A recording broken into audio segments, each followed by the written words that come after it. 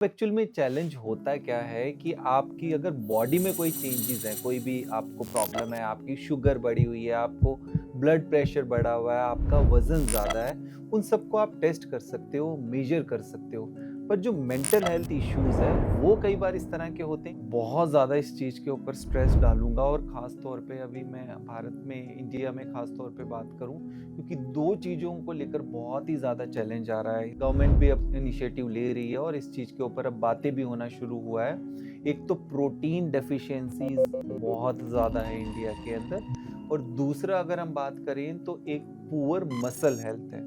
मतलब जब 50s तक भी पहुँचते हैं तो बहुत इस तरह की प्रॉब्लम होना शुरू हो जाता है जिसमें जॉइंट से लेकर और भी कई तरह की जो हेल्थ इश्यूज़ है, मेटाबॉलिक हेल्थ इश्यूज़ है, वो होना किसी के साथ कोई ट्रॉमा रहता है, चाहे वो बचपन का ट्रॉमा हो या उनकी लाइफ में कुछ ऐसी चीज़ हो जाती है जिसकी वजह से बहुत ज़्यादा मेंटली असर पड़ता है। उसके बाद सर स्लीप साइकिल्स बहुत ज़्यादा ख़राब होने लगते हैं। आप चलते-फिरते यही सोचने लगते हो, जैसा अभी हम ऑफ कैमरा बात कर रहे थे और कहा था कि कुछ एक्सपीरियंस है जिसमें देखकर लगता है आपको कि 5वीं मंजिल पर खड़ा हूँ और नीचे देखता हूँ तो लगता है मन करता है कूद तो जाऊँ। एक तो पहले अंडरस्टैंड हमें ये करना ज़रूरी है कि देखिए फिज़िकल हेल्थ से पहले हमारी मेंटल, इमोशनल हेल्थ ठीक होना बहुत ज़रूरी है। उसके बाद बाकी सारी हमारी एक हेल्थ की जर्नी या कोई ओवरऑल हमारी प्रोफ़ेशनल जर्नी वो वहीं से शुरू होती है।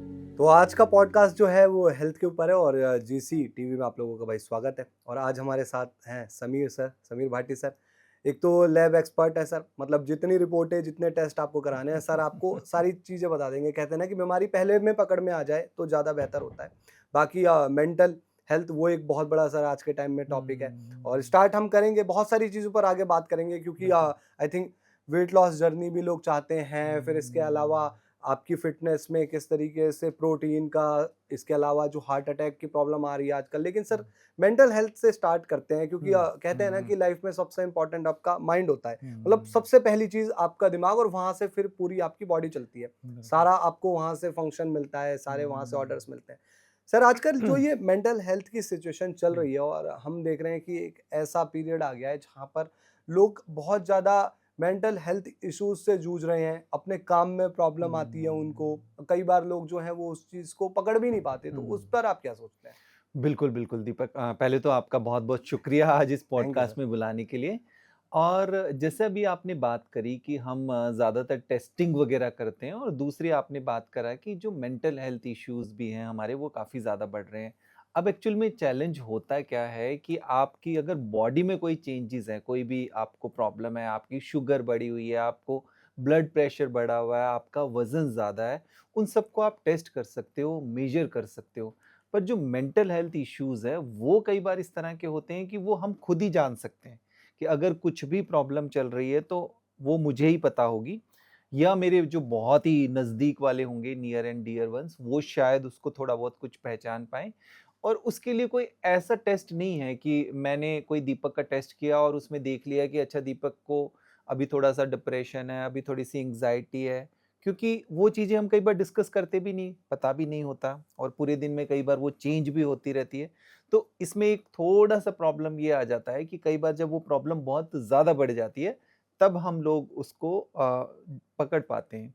बाहर के देशों में अगर हम बात करें तो कई बार इन चीज़ों के बारे में हम बात कर भी लेते हैं, पर अभी इंडिया में ख़ैर इन चीज़ों को लेकर ठीक तरीके से हम बात भी नहीं कर पाते। बट हाँ, हम ऐसे ही बोल देते हैं कि मुझे डिप्रेशन लग रहा है, मुझे एंग्ज़ायटी लग रही है। देखिए डिप्रेशन, एंग्ज़ायटी तो एक बहुत बड़ी प्रॉब्लम है।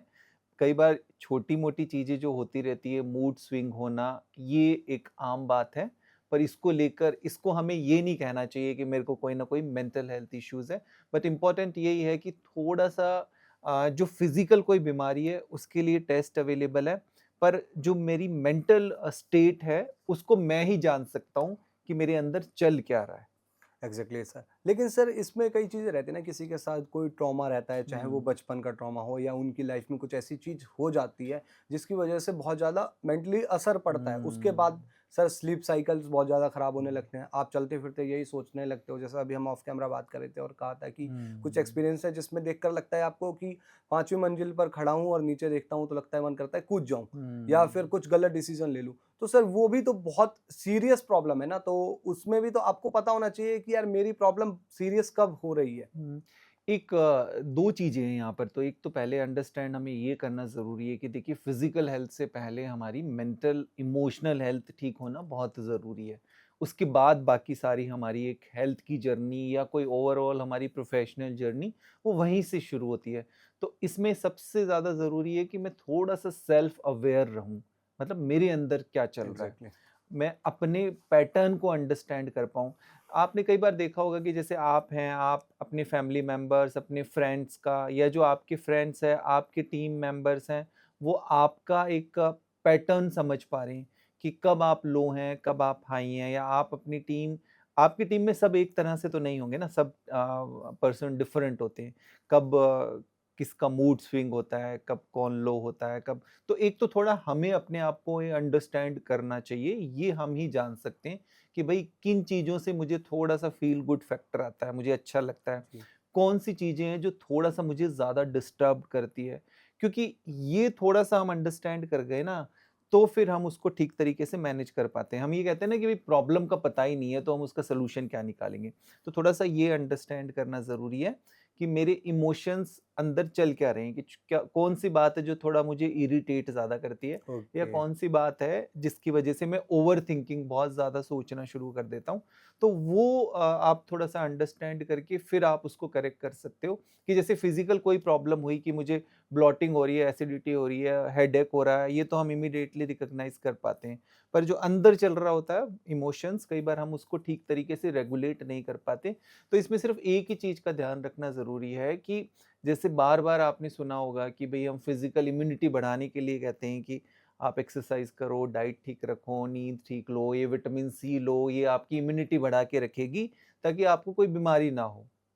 ऐसे ही मेंटल इम्यूनिटी भी आपको बढ़ानी है, मेंटल रेज़िलियंस भी आपको बढ़ाना हो। अभी जैसे आप ऑफ कैमरा बात कर रहे थे कि आप ने ऑफ़िस में जिम बना रखा है, तो वो फिज़िकल एक्सरसाइज़ के लिए तो जिम ठीक है, कि उससे आप अपना इम्यूनिटी बढ़ाएँगे, अपनी हेल्थ ठीक जी, रखेंगे। जी। ऐसे ही मेंटल हेल्थ के लिए, इमोशनल हेल्थ के लिए भी जिमिंग करनी ज़रूरी है, और उसकी जिमिंग क्या होती है कि मैं अपना थोड़ा-सा इमोशनल स्ट्रेंथ बढ़ाऊँ, कि छोटी-सी कोई भी चीज़ हो रही है, वो मुझे डिस्टर्ब कितना कर रही है।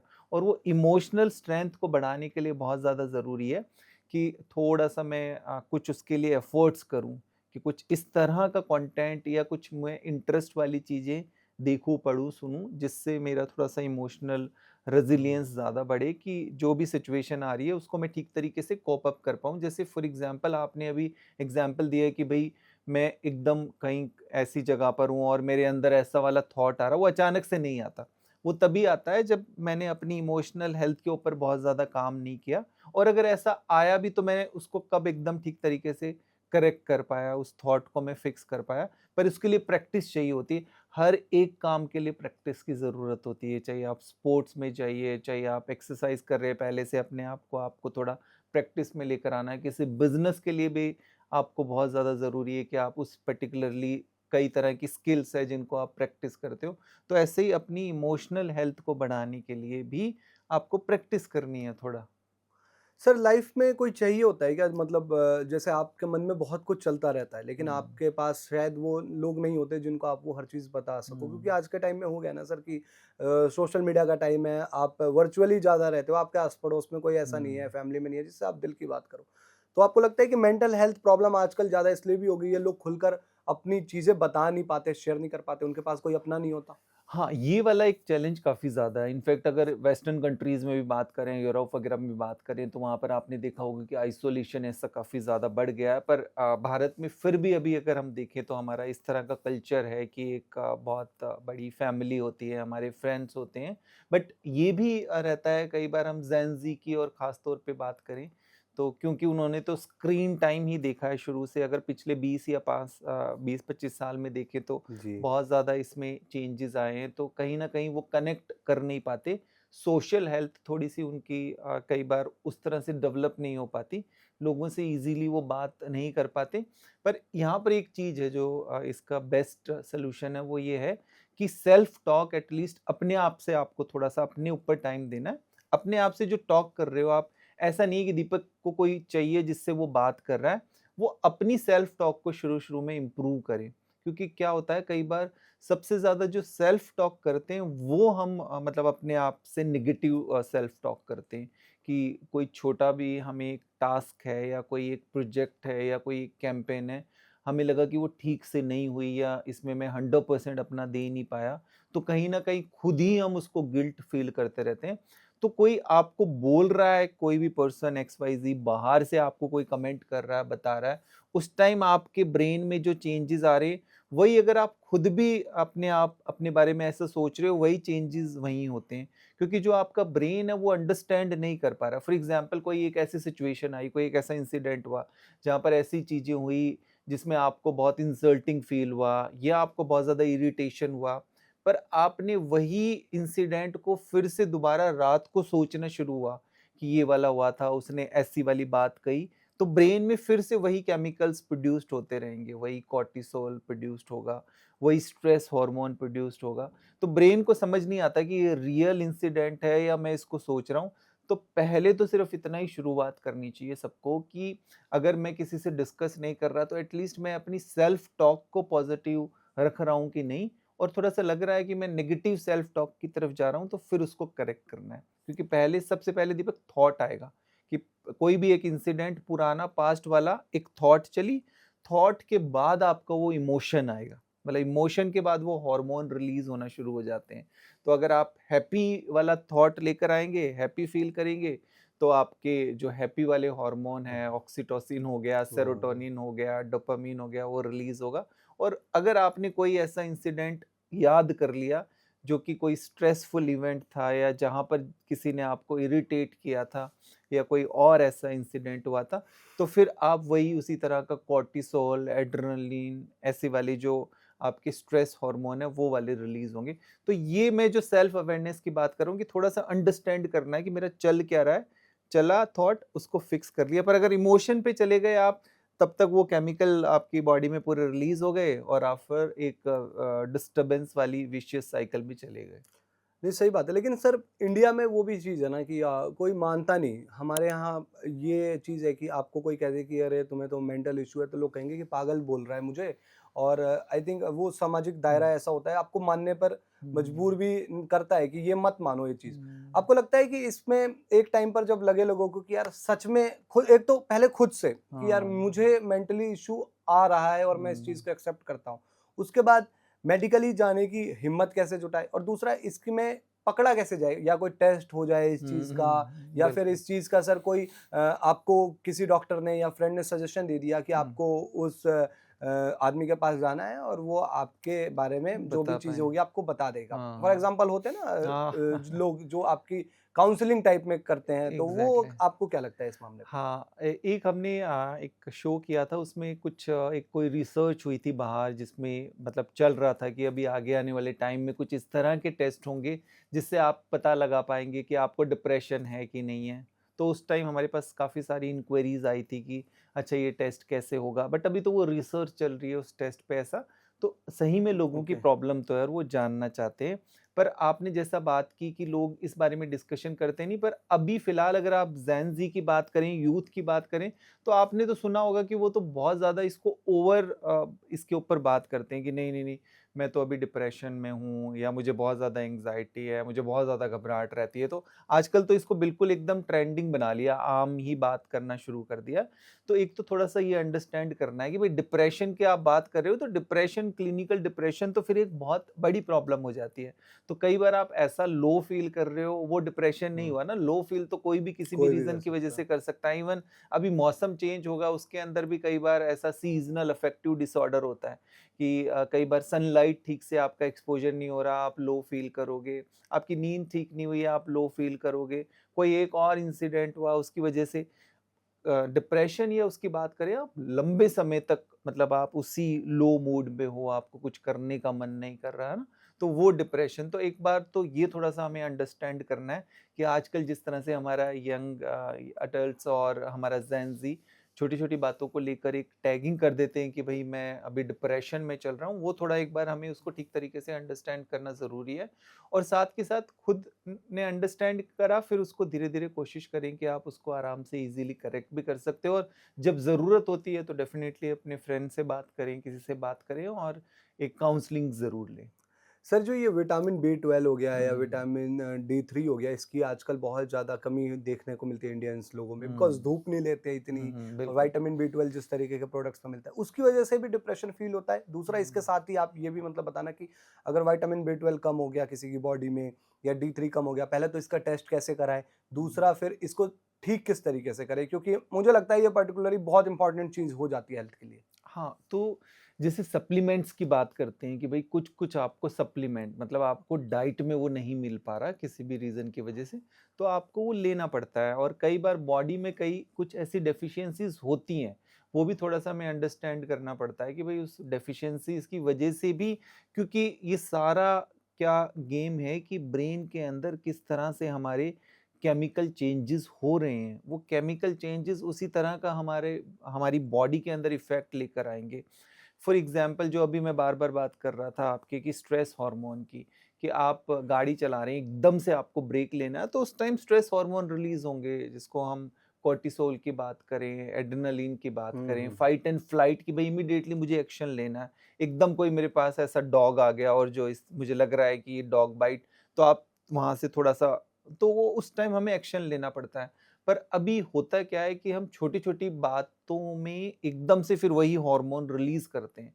फॉर एग्ज़ाम्पल, मैंने व्हाट्सएप पे कोई ऐसा नोटिफ़िकेशन देख लिया या कोई ऐसा कमेंट पढ़ लिया, इमीडिएटली मेरे ब्रेन के अंदर वही वाले हार्मोन फिर से रिलीज़ होते रहेंगे, और मैं वो stress hormone and fight and flight hormones को बार-बार, कई बार आपने देखा होगा कि कुछ ऐसा कमेंट पढ़ा या कोई ऐसा मैसेज पढ़ा, एकदम आपको वही वाला फीलिंग आई सारी, और वही आपके स्ट्रेस हार्मोन रिलीज़ हो गए और आप वहीं फ्रीज़ हो गए कि अब मैं नेक्स्ट करूँ क्या? ऐसा वाला, है ना? तो वो फ्रीज़ हो जाते हैं। तो वो सारा हार्मोन्स का, हो तो पहले रहता है। अंडरस्टैंड करना है कि अच्छा चलो ये हो गया ना, अब मैं इससे बाहर निकलूँ। तो पहले तो अगर आपने ये अंडरस्टैंड ही कर लिया तो ये समझ लो 50% वो ठीक हो गया। क्योंकि मेंटल हेल्थ में होता क्या है कि अगर हम खुद उसको थोड़ा-सा अंडरस्टैंड कर पाएँ, तो वहीं से हमारी ट्रीटमेंट होना शुरू हो जाता है। फिज़िकल बीमारी के अंदर तो कोई आपको शुगर आया है, कोलेस्ट्रॉल आया है, तो पहले वो जाँच हुई, फिर आपने देखा, फिर लाइफ़स्टाइल मॉडिफ़ाई करा, फिर आपने उसका ट्रीटमेंट लेना शुरू करा। बट इमोशनल हेल्थ में थोड़ा-सा ये होता है कि मैंने जैसे ही उसको थोड़ा जज कर लिया, वहीं से मैं ठीक होना भी शुरू हो गया 50%। तो ये सबसे, तो पहले तो ये अंडरस्टैंड करना है कि इस तरह के चेंजेज़ ऐसे होंगे, उसको मैं पकड़ पाऊँ, और ठीक तरीके से मैंने पकड़ा, फिर मैं उसको ठीक तरीके से करेक्ट कर पाऊँ। ये सही बात है सर। एक चीज़ मैंने देखी है इसमें, नेगेटिव थॉट में क्या होता है, एक चेन बनती है हुँ, माइंड में। जैसे हुँ, कि ये फॉर एग्जांपल कुछ सोचा मैंने, नेगेटिव सोचा, और हुँ, उसकी चेन बनती जाएगी कि हुँ, उससे जुड़ा कुछ, उससे जुड़ा कुछ, और वो नेगेटिव करते-करते इतना स्ट्रेस हो जाएगा। हुँ, दूसरा जो अभी आपने बात कही, वो हम हमारी फ़ील्ड में आई थिंक ज़्यादा होता है। हुँ। कोई ऐसा कमेंट देखा जिससे आपको बहुत अच्छा फ़ील हुआ कि अरे! इन्होंने तो जी यस, ऐसा यस। कह दिया, मेरे को हुँ, बड़ा एक पुश मिल गया, मोटिवेशन। पर हुँ। ऐसे ही अगले ही मिनट एक ऐसा कमेंट देख लेते हैं जिससे बहुत ज़्यादा हाँ, माइंड नेगेटिव हो जाता है। तो हाँ, ये चेन रिएक्शन टूटता नहीं है ना सर, कहने में आसान हाँ, होता है कि आप मतलब एग्ज़ैक्टली। पॉजिटिव सोचो, ये हाँ, कह देते हैं, लेकिन सर हाँ, सोचते नहीं है ना लोग। हाँ। तो इसमें क्या है, जैसे एक तो पहले वाला भी सवाल था, उसमें आपने हाँ, विटामिन डी एंड बी 12 का पूछा, तो देखिए विटामिन डी, बी 12 आपका हेड से लेके टो तक बॉडी के हर एक ऑर्गन को अफ़ेक्ट करता ही करता है। अगर काफ़ी लोगों में ऐसे देखा गया है, जैसे अगर आप बात करते हैं कि मैं बहुत लो फ़ील कर रहा हूँ, काम करने का मेरा मन नहीं कर रहा, बट उनका फिर विटामिन डी चेक करके देखते हैं तो बहुत ही कम मिलता है, और जैसे वो विटामिन डी का सप्लीमेंट लेना शुरू करते हैं, तो उनके वो सिम्पटम गायब हो जाते हैं। उनको लगता है ओके। अरे मुझे तो बहुत अच्छा फ़ील हो रहा है, मेरी नींद भी ठीक हो गई। एंड सेम बी 12 का। बी 12 कई बार कई लोग कंप्लेंट करते हैं कि मैं तो खाना-वाना ठीक खा रहा हूँ, सब कुछ खा रहा हूँ, पर फिर भी मुझे वीकनेस सी फ़ील होती है। छोटी-छोटी चीज़ें मैं भूल जाता हूँ कि क्या काम करना था, फिर एकदम मेरे माइंड से स्किप हो जाता है, कि एकदम गाड़ी के पास गया, चाबी भूल गया, मोबाइल उठाया, मुझे किसको नंबर डायल करना था मैं भूल गया। ऐसे छोटे-छोटे से फॉरगेटफुलनेस हो जाती है कई बार। तो वो बी 12 की डेफ़िशिएंसी, जैसे आपने करेक्ट की, ठीक हो जाता है। जैसे कई बार हम बात करते हैं कि मेरी काफ मसल्स में बहुत पेन हो रहा है, या मैं सोने के लिए रात को बेड पे लेट रहा हूँ और मेरे पैरों में बहुत मूवमेंट हो रही है, कि मुझे लग रहा है मेरे रेस्टलेस हो रहे हैं, लेग्स इतने ज़्यादा क्यों हो रहे हैं ऐसे। वो भी B12 डेफिशिएंसीज़ की वजह से होता है। तो B12 आपकी बोन्स के लिए, आपकी मसल्स के लिए, आपकी नर्वस हेल्थ के लिए, इन सब के लिए बहुत ज़रूरी है। तो पहले जैसे आपने पूछा तो उसको हमें करेक्ट करना बहुत ज़्यादा ज़रूरी है। दूसरा जैसे अभी आपने एक इसमें सवाल करा कि एक कई बार हम उन थॉट्स के अंदर जैसे ख़ास तौर पे आपने बात किया कि कोई भी एक ऐसा कमेंट आया ख़ास तौर पे क्योंकि कमेंट का ही हम एग्ज़ाम्पल जी, जी। लेकर चलते हैं। तो वो कमेंट एक डिजिटल पे आया, सोशल मीडिया पे आया, कहीं पर भी आपका कमेंट आया या किसी ने बाहर से कहा, दोनों का इफ़ेक्ट तो उसी तरह से कई बार हमारी बॉडी के अंदर आता है। अब कई बार आपको फिज़िकली किसी ने कोई कमेंट करा, उसको तो आप जानते हो कि इसने ऐसे कहा, पर डिजिटली किसी ने कमेंट किया, वही इफ़ेक्ट आपको आपको भी दोबारा आएगा, आप उसको फिर दोबारा देखेंगे, फिर दोबारा बार-बार बॉडी के अंदर वही सब चीज़ रिलीज़ होना शुरू होगा। तो वही मैंने आपको वहाँ पर बताया कि वहाँ पर वही स्ट्रैटेजी काम आएगी कि भई ये कमेंट जो आया, वो कमेंट तो आया बट अब उस कमेंट को लेकर मैं अपना रिएक्ट कैसे कर रहा हूँ, वो इम्पोर्टेंट है। क्योंकि वो हमारे ऊपर डिपेंड करता है कि जैसे वायरस फैला हुआ है, अगर आपको लगा ऑफ़िस में सबको कोल्ड एंड कफ़ हो रहा है, तो अब कोल्ड एंड कफ़ हो रहा है, अब उस वायरस को तो आप रोक नहीं सकते। आप क्या कर सकते हो कि वो मुझे ना हो तो इसके लिए मैं थोड़ा-सा ध्यान रख लूँ, थोड़ा-सा मैं डिस्टेंस क्रिएट कर लूँ, थोड़ा-सा मैं मास्क लगा लूँ, थोड़ा-सा मैं हाइजीन पे ध्यान रख लूँ और थोड़ी-सी मैं अपनी इम्यूनिटी बढ़ा लूँ कि मैं बाकी कोशिश करूँ कि अच्छा मैं वायरस को कैसे रोकूँ, वो तो नहीं रोक पाऊँगा ना, तो अपने ऊपर ही काम करना है। यहाँ पर भी यही वाला आपको स्ट्रैटेजी अपनानी है कि भई मैं कई बार जो इस तरह के कुछ कमेंट आएँगे उसके ऊपर मैं कंट्रोल नहीं कर सकता। इम्पोर्टेंट है कि मुझे अपना मेंटल रेज़िलियंस कैसे बढ़ाना है कि उसका मुझे इफ़ेक्ट ना हो। फॉर एग्ज़ाम्पल आपको पहले कोई ऐसा नेगेटिव कमेंट आया तो आप उससे कई दिन तक अफ़ेक्ट हो रहे हो। फिर धीरे-धीरे आपने जब थोड़ा-सा काम करना शुरू करा अपनी ब्रेन हेल्थ के ऊपर, अपनी इमोशनल हेल्थ के ऊपर, तो हो सकता है आपको 1-2 दिन अफ़ेक्ट करे। फिर धीरे-धीरे ऐसी सिचुएशन आएगी कि आपको 1 मिनट के लिए अफ़ेक्ट करेगा, फिर वो आपको अफ़ेक्ट ही नहीं करेगा। तो ये आपको इसके ऊपर अपनी इमोशनल हेल्थ पे काम करना है कि आप उसको रोक नहीं सकते, पहले धीरे-धीरे कम होगा, फिर आपको पर कई बार लगता है कि नहीं शायद इस पे काम करने की ज़रूरत है, तो आपको उसके ऊपर काम करना है। पर उसको लेकर बहुत ज़्यादा आपको ये नहीं करना कि फिर आपका पूरा दिन स्पॉइल हो गया और आप नेक्स्ट उसमें अपने आप को ठीक तरीके से अपने आप को पूरा आप परफ़ॉर्म नहीं कर पा रहे क्योंकि वो तो किसी भी आपने जैसे अपने प्रोफ़ेशन की बात करी, ऐसा नहीं है कि मीडिया प्रोफ़ेशन में या कहीं भी है, वो हर एक की लाइफ़ के अंदर है। मतलब आप जिससे भी बात करेंगे, अगर वो कोई स्पोर्ट्स पर्सन है या कोई और वो सेलेब है या कोई हेल्थ केयर प्रोफ़ेशनल ही है, अगर कोई डॉक्टर है, किसी पेशेंट ने ऐसा कमेंट लिखा तो वो सभी के साथ होता है, तो ये अंडरस्टैंड हमें करना ज़रूरी है। बट यहाँ पर मुझे सिर्फ़ एक तो ये देखना है कि अगर ऐसा कोई कमेंट है जो पॉज़िटिव फ़ीडबैक है, मुझे लगता है कि ये इम्प्रूव करने की ज़रूरत तो वो उतना इम्प्रूव करना है, पर उसको लेकर बहुत ज़्यादा मुझे अपना थॉट प्रोसेस नहीं चलाना और दूसरा ये भी ज़रूरी है कि उसके बाद मैं किसी दूसरे सीन के अंदर जा रहा हूँ या किसी दूसरे रोल में जा रहा हूँ, तो वो मुझे अफ़ेक्ट ना करे। तो कई बार हम प्रेज़ेंट मोमेंट की बात करते हैं ना कि अभी मैं फ़िलहाल मेरे को वो कमेंट मेरे इस जैसे हम पॉडकास्ट कर रहे हैं, पॉडकास्ट से पहले कोई ऐसा इंसिडेंट हुआ, अगर उसको मैं पॉडकास्ट के टाइम में अपने ब्रेन के अंदर लेकर जा रहा हूँ, तो कहीं न कहीं जो पॉडकास्ट का मेरा रिकॉर्डिंग है, वो अफ़ेक्ट करेगा। हुँ। तो ये इम्पोर्टेंट है कि मुझे एक सीन से दूसरे सीन में जाने के लिए पर ये सारी चीज़ें प्रैक्टिस से होती है, पर बहुत ईज़िली प्रैक्टिस से हो जाती है। और इसमें सबसे बेस्ट स्ट्रैटेजी एक ये काम करती है कि एटलीस्ट अगर मेरे 1-2 नेगेटिव कमेंट आए हैं, तो मेरे 98 पॉज़िटिव कमेंट भी तो आए हैं। तो मुझे पॉज़िटिव कमेंट के बारे में सोचना है। मैं उन 2 कमेंट के बारे में क्यों सोचूँ? सही बात है सर। हुँ। सर एक्सरसाइज़ यानी कि मेनली वेट ट्रेनिंग जिम कितना ज़रूरी है लाइफ़ में?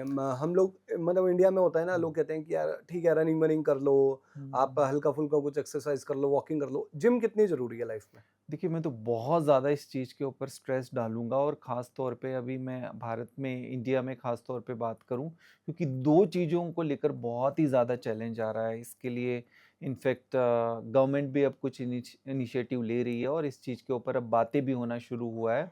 एक तो प्रोटीन डेफ़िशिएंसीज़ बहुत ज़्यादा है इंडिया के अंदर और दूसरा अगर हम बात करें तो एक पुअर मसल हेल्थ है। मतलब जब 50s तक भी पहुँचते हैं तो बहुत इस तरह की प्रॉब्लम होना शुरू हो जाता है जिसमें जॉइंट से लेकर और भी कई तरह की जो हेल्थ इश्यूज़ है, मेटाबॉलिक हेल्थ इश्यूज़ है, वो होना शुरू हो जाते हैं। तो प्रोटीन इंटेक बहुत ही कम है। आप ये देखिए कि अगर आप 2 मील लेते हैं या 1 मील लेते हैं तो हमारी ज़्यादातर डाइट के अंदर कार्बोहाइड्रेट्स बहुत ज़्यादा होता है और प्रोटीन इंटेक कहीं होता नहीं। मतलब आप इवन चाहे जंक फूड खा लें, फास्ट फूड खा लें, या अगर हम घर में भी ट्रेडिशनल खाने की भी बात करें तो उसमें प्रोटीन वगैरह कम इंटेक रहता है। कि ज़्यादातर आपने देखा होगा कि सुबह ब्रेकफ़ास्ट के अंदर जिस भी तरह का, अगर आप साउथ इंडियन कोई खाना खा रहे हैं या आप नॉर्थ इंडिया का किसी भी तरह का खाना है, पराठे वगैरह और इन सब चीज़ों का हम ज़्यादा यूज़ करते हैं, या ब्रेड्स या बिस्किट्स वगैरह, तो आपको कार्ब्स कार्ब्स आप लिए जा रहे हो और प्रोटीन आपकी किसी भी डाइट के अंदर नहीं है। तो एक तो प्रोटीन डेफिशिएंसी, दूसरा क्योंकि हम एक्सरसाइज़ में ख़ास तौर पे किसी भी तरह की स्ट्रेंथ या रेजिस्टेंस ट्रेनिंग नहीं करते, कोई भी किसी भी तरह का वेट हम नहीं उठाते, वो आपकी मसल्स के लिए बहुत ही डेंजरस है कि आप अपनी मसल्स तो डेवलप ही नहीं कर रहे हो और मसल्स को प्रोटीन आप फीड ही नहीं कर रहे, तो कहीं न कहीं कई तरह की और प्रॉब्लम उससे होना शुरू हो जाता है। जैसे डायबिटीज़ है, वो भी इस वजह से काफ़ी बड़ा रीज़न है। आपने फैटी लिवर देखा होगा आजकल सबको। दिल्ली के अंदर, दिल्ली एनसीआर में एक स्टडी हुई थी, उसमें तो यही था कि ज़्यादातर यूथ में सब में 50% से ज़्यादा लोगों के अंदर फैटी लिवर है। आपने देखा होगा कि ख़ास तौर पे अगर हम इंडिया में बात करें, इंडिया के मेट्रोपॉलिटन सिटीज़ या गाँव में भी अगर बात करें, तो वहाँ पर यंग लोग भी जैसे होंगे वो वैसे स्लिम दिखेंगे आपको। बाहर अगर आप देखेंगे तो थोड़े ओवरऑल ओबीज़ दिखेंगे, पर यहाँ पर उनका एब्डोमिनल फैट ज़्यादा होता है, मतलब हुँ। बेली फैट ज़्यादा होता है, पेट के अराउंडिंग जो फैट है वो ज़्यादा होता है। तो वो भी उतना ही डेंजरस है आपके लिए, जितना कि आपका ओवरऑल अगर आप दिखने में थोड़े ओबीज़ लग रहे हैं, मोटे लग रहे हैं। तो यहाँ पर आपका मसल हेल्थ बहुत ज़्यादा ज़रूरी है। पहले आपने देखा होगा, अगर हम बात करें तो पहले के लोग हुआ करते थे, वो कुछ लिफ्ट करके लेकर आते थे, मार्केट भी जाते थे, तो पैदल जा रहे हैं और उसके बाद फिर कुछ उठा कर ला रहे हैं। आजकल तो हम थोड़ी-थोड़ी जगह जाने के लिए मतलब किसी भी तरह के व्हीकल का इस्तेमाल करते हाँ, हैं। तो डिलीवरी घर ही आ जाती है ना और सर। डिलीवरी 10 घर ही आ मिनट में जाती है। आपके पास राइडर बैठे हुए एग्ज़ैक्टली, हैं, पहुँच राइडर जाते हैं बैठे हुए सामान हैं, तो लेके। अब उठा क्या रहे हैं? कुछ भी नहीं उठा कुछ रहे भी नहीं ना, उठा तो रहे। वेट तो आपका कहीं उठ ही नहीं रहा। हुँ, तो इस वजह से आपको रेजिस्टेंस ट्रेनिंग, वेट लिफ्टिंग सबको बहुत ज़्यादा ज़रूरी है।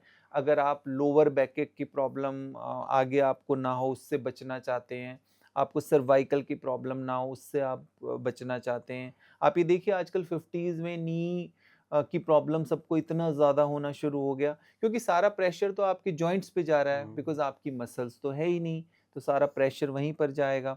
और अगर आपकी मसल नहीं बिल्ट होगी, तो जो भी आप खा रहे हो, वो अल्टीमेटली फैट में ही कन्वर्ट होके फैटी लिवर होता रहेगा। तो इस वजह से हमें मसल हेल्थ बनानी बहुत ज़रूरी है, तो प्रोटीन एक ध्यान रखना है और एक आपको अपनी मसल्स के लिए बहुत ज़्यादा ज़रूरी है, कोई ना कोई आपको वेट ट्रेनिंग ज़रूर करना है, चाहे जिम में जाइए या घर पर वेट रखिए, पर वेट उठाना राइट उठा बहुत ज़रूरी। सर, नॉन-वेज या वेज ये भी बहुत बड़ा डिबेट रहता है ना, जो अभी हुँ। आपने बात की कि प्रोटीन तो चाहिए, लेकिन जो वेजिटेरियन है उसको सही प्रोटीन मिल पाएगा, नॉन-वेज में तो कहते हैं प्रोटीन। हुँ। तो वेजिटेरियन बंदा अपनी प्रोटीन डिमांड कैसे पूरी करे? नहीं, देखिए, मैं वेजिटेरियन हूँ पूरी तरह से, तो प्रोटीन इंटेक ऐसा नहीं है, हमारी वेजिटेरियन डाइट के अंदर भी पूरी तरह से प्रोटीन आपको मिल जाता है। पहले तो एक बार थोड़ा-सा ये अंडरस्टैंड करिए कि भई जो चीज़ आप चाहते हैं, क्योंकि कई बार हम बहुत सारी नॉलेज, इन्फॉर्मेशन और सब चीज़ों के लिए इतना गैदर करते हैं, पर जो ज़रूरी है हमारी बॉडी के लिए, अगर आपका बॉडी ठीक नहीं है, आपका शरीर ठीक नहीं है, आपका मेंटल, फिज़िकल, इमोशनल हेल्थ ठीक नहीं है, तो फिर बाकी चीज़ें तो आपने देखा ही होगा कि आपको अगर थोड़ा-सा भी बॉडी में किसी भी तरह का पेन चल रहा है, आप बहुत ज़्यादा लेथार्जिक, वीक फ़ील कर रहे हैं, तो आपको कोई काम करने का मन ही नहीं करेगा। तो इस वजह से सबसे पहले ये ज़रूरी है कि मुझे अपनी हेल्थ के बारे में थोड़ी-सी राइट इन्फॉर्मेशन लेनी ज़रूरी है। और डाइट में जैसे आपके पास कोई भी मील आ रहा है, आप कुछ भी, फॉर एग्ज़ाम्पल अगर लंच टाइम हो रहा है, लंच में आपके पास जो भी खाना आया, आप ये देखिए कि उसमें मेरा सबसे पहले प्रोटीन की जो इनटेक है मात्रा, वो ठीक तरीके से जाए, फाइबर ठीक तरीके से जाए, फिर लास्ट में कार्बोहाइड्रेट, क्योंकि ओके। कार्बोहाइड्रेट तो कहीं न कहीं से आप पूरे दिन में ले ही लेते हैं, कभी बिस्किट खा लिया, कभी नमकीन खा ली, कभी कुछ और चीज़ खा लिया, तो कार्ब्स चला जाता है, तो प्रोटीन लेना ज़रूरी है। अब वेज सोर्स में प्रोटीन की बात करें तो कई तरह के हैं, सोया के अंदर हो गया, आपके दालों के अंदर सभी तरह का प्रोटीन हो गया। अगर आपको मिल्क वगैरह से कोई एलर्जी नहीं है, इंटॉलरेंस नहीं है, तो पनीर वगैरह हो गया, दही हो गया, कर्ड हो गया, ये ले सकते हैं। और एक अच्छा-सा अगर आप चाहें तो एक वे प्रोटीन, अच्छी क्वालिटी का आप वे प्रोटीन ले सकते हैं। आप वे प्रोटीन के अंदर कुछ ड्राई फ्रूट्स वगैरह, बनाना वगैरह ऐसी चीज़ डाल सकते हैं, तो वो आपको एक ठीक तरीके से मील मिल सकता है। प्रोटीन को लेकर कई बार लोगों को कई मिसकंसेप्शन रहते हैं कि भई ये प्रोटीन खा रहे हैं, ये सप्लीमेंट तो नहीं है, मुझे नुकसान तो नहीं करेगा। उसमें एक्चुअली प्रॉब्लम क्या हो गई, क्योंकि आजकल डिमांड ज़्यादा बढ़ गई, तो ख़ास तौर पे देखते हैं हम भारत में अडल्ट्रेशन काफ़ी, मिलावट काफ़ी ज़्यादा रहती है। बट इसके लिए अभी एफएसएसआई काफ़ी ज़्यादा सख्त है, काम कर रहा है। तो कई बार क्या होता है, प्रोटीन के अंदर मिलावट ज़्यादा होती है, मतलब उसमें ऐसी चीज़ डाल देते हैं जो आपको लगेगा प्रोटीन, बट उसमें बहुत ज़्यादा स्वीटनर, मीठा, ऐसी चीज़ें। तो एक सही सोर्स से प्रोटीन चूज़ करें, पर जितना आपका बॉडी वेट है उतना तो प्रोटीन आपको लेना ही पड़ेगा। एक टाइम आप वो अच्छा-सा वे प्रोटीन ले सकते हो उसमें सब चीज़ डाल के, और बाकी आप फिर 2 टाइम अपनी डाइट में ऐसा कोशिश करें कि पहले मैं ठीक तरीके से दाल, राजमा, सोयाबीन, छोले, कुछ भी इस तरह की चीज़ को मैं कंज़्यूम करूँ और फिर अपना कार्ब्स वग़ैरह थोड़ा लूँ। सर डॉक्टर्स कहते हैं कि प्रोटीन मत लो, बहुत ज़्यादा रिपोर्ट्स ऐसी आई है और बहुत लोगों से सुना है, इवन फैमिली में भी जो आजकल का यूथ है उनके मम्मी पापा भी कहते हैं नहीं ये प्रोटीन का डब्बा क्यों उठा लाया, डब्बे से बॉडी बनानी है क्या। और अभी एक रिपोर्ट भी आई थी पीछे कुछ टाइम पहले कि इंडिया के जो मेनली इंडियन ब्रांड्स हैं जो प्रोटीन के ब्रांड है उसमें जैसे कि आपका एक स्कूप होता है 30 ग्राम का स्कूप, उसमें 24 ग्राम प्रोटीन की उस पर लिखा होता है, लेकिन उतना प्रोटीन नहीं था, लैब टेस्ट के भी रिपोर्ट्स हुँ। आए थे। तो सर इंडियन ब्रांड्स पर एक आपको भरोसा करना चाहिए या फॉरेन के ब्रांड लेने चाहिए? दूसरा ये सही है व्हे प्रोटीन लेना? जो डॉक्टर तो मना करते हैं आपके हिसाब से? नहीं, ऐसा नहीं है डॉक्टर मना, कई बार क्या होता है किसी भी चीज़ का मिसयूज़ नहीं होना चाहिए, है ना? बट बॉडी की जो रिक्वायरमेंट है उतनी तो आपको फुलफ़िल करनी ही करनी है।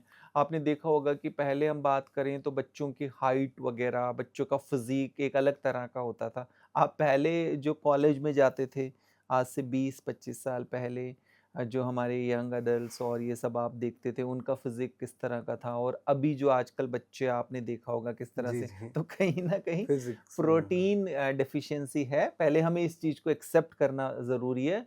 मिलावट हर चीज़ के अंदर होती है, वो तो थोड़ा हमें आजकल जैसे लेबल्स वग़ैरह को रीड करने हाँ, के लिए हाँ। हम बात ही कर रहे हैं।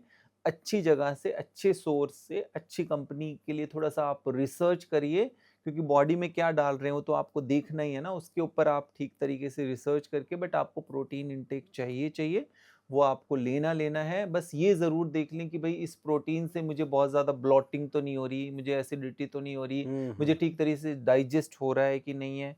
थोड़ा-सा उसको मॉडिफ़ाई करके देख लिए कि उस प्रोटीन के अंदर थोड़ा बनाना डाल लिया, थोड़ा आपने ड्राई फ्रूट्स वग़ैरह डाल के उसको ठीक तरीके से मिक्स करके, पर कोशिश करें दूध वग़ैरह के साथ ना लें, पानी के साथ ही लें आप। तो ऐसे करके थोड़ा, बट आपको लेना एक राइट सोर्स में प्रोटीन की आपको मात्रा को पूरा करना ज़रूरी है, और साथ के साथ आपको वर्कआउट भी करना ज़रूरी है, एक्सरसाइज़ भी करनी ज़रूरी है।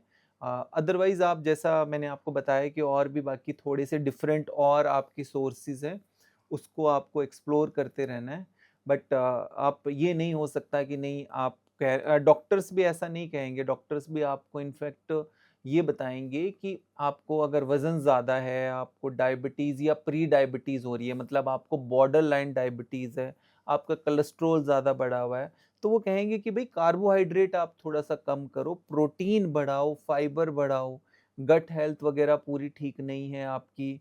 आप कई बार आपने सुना होगा, सब लोग आजकल ज़्यादातर कहते हैं कि बहुत ज़्यादा मुझे वीक फ़ील हो रहा है, खाना भी खा रहा हूँ, फिर भी मुझे वीकनेस फ़ील हो रही है, मुझे लग रहा है आगे कुछ करने का मेरा मन नहीं कर रहा, उतना एनर्जेटिक फ़ील नहीं कर रहा, तो वो पुअर मसल हेल्थ की वजह से होता है।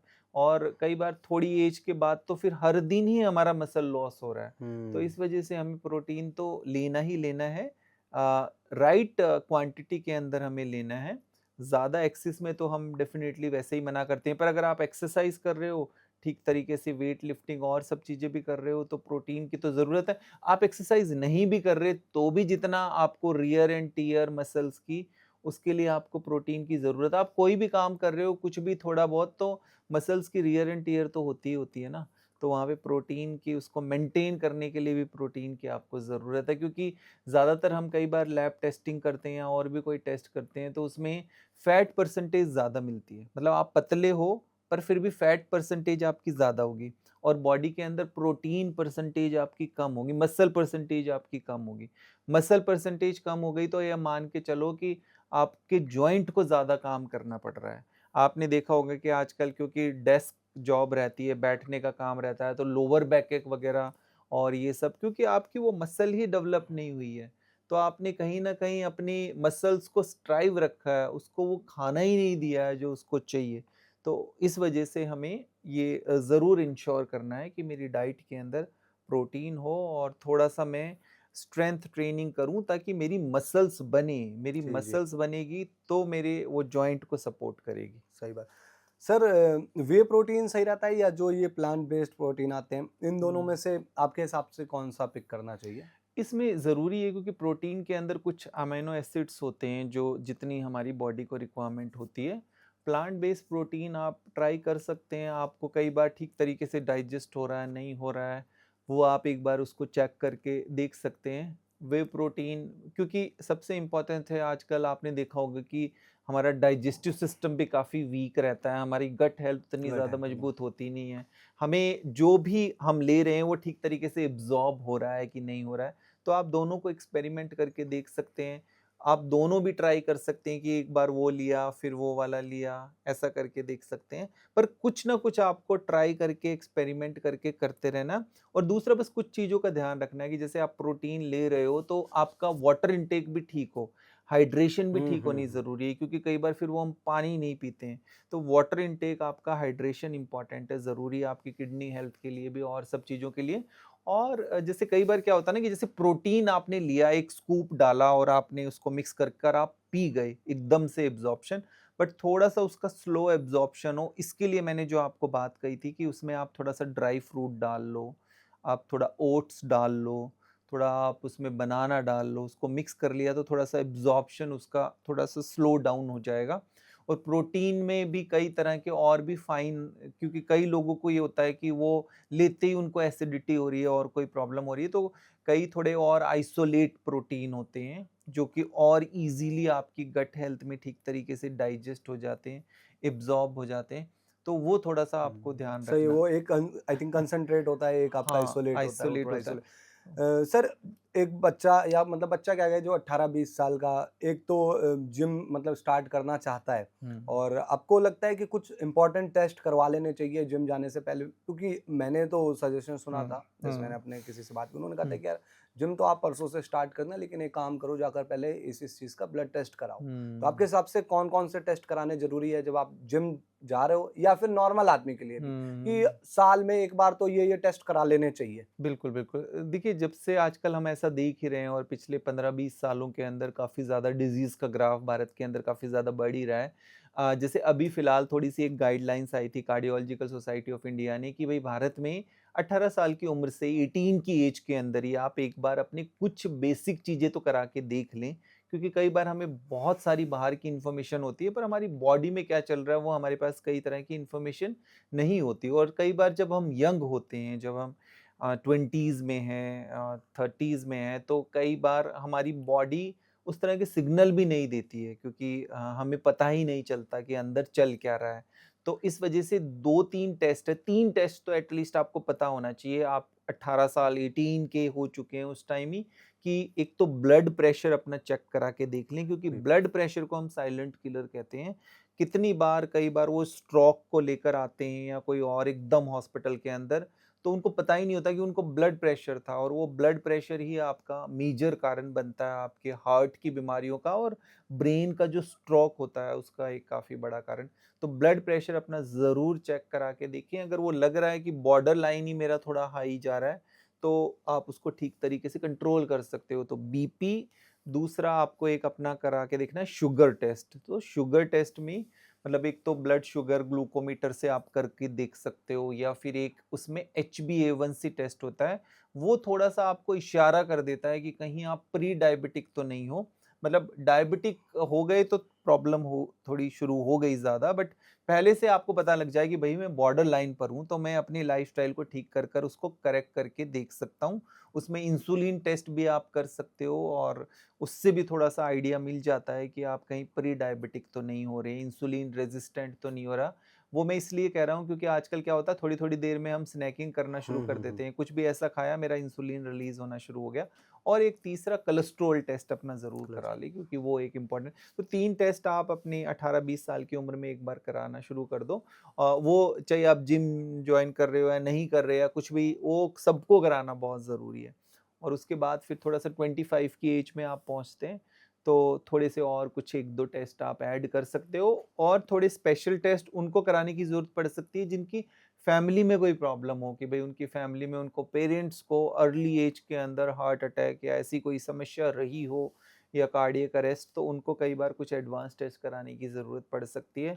पर उनसे ज़्यादा 20 से ज़्यादा 30s की जो एज में हैं लोग, वो सबसे ज़्यादा वल्नरेबल है। मतलब 30s की, जब आप 30 साल की उम्र में पहुँचते हैं, 25-30, तो वो एक सैंडविच की तरह हमारी लाइफ़स्टाइल हो रही होती है। क्योंकि उस टाइम क्या हो रहा होता है, हमारा पर्सनल प्रोफ़ेशनल लाइफ़ भी थोड़ी-सी सेट हो रही होती है, कि जैसे आप या तो जॉब में हैं, थोड़ी जॉब में आपकी ग्रोथ हो रही है, या आप अपना स्टार्टअप कर रहे हैं, अपना बिज़नेस कर रहे हैं, तो उसके कोई एक चैलेंजेस होते हैं।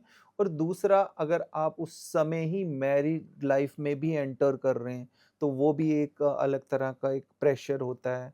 तीसरा, आपके घर में एल्डरली भी हैं सब, क्योंकि आप जब 30s में हो, तो वो 60s में हैं, पेरेंट्स हैं और सब हैं, तो उनका भी आपको टेक केयर करना, तो वो एक सैंडविच की तरह की लाइफ़स्टाइल होती है।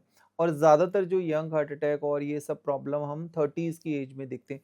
तो उस टाइम अपने टेस्ट ज़रूर आपको कराकर अपने आप को मॉनिटर करना है, क्योंकि कई बार छोटे-मोटे सिम्पटम आते रहते हैं, हम दवाइयाँ खाते रहते हैं, ठीक करके अपने आप को चलाते रहते हैं, कि तो वो आपको नहीं, ऐसी चीज़ों को इग्नोर नहीं करना।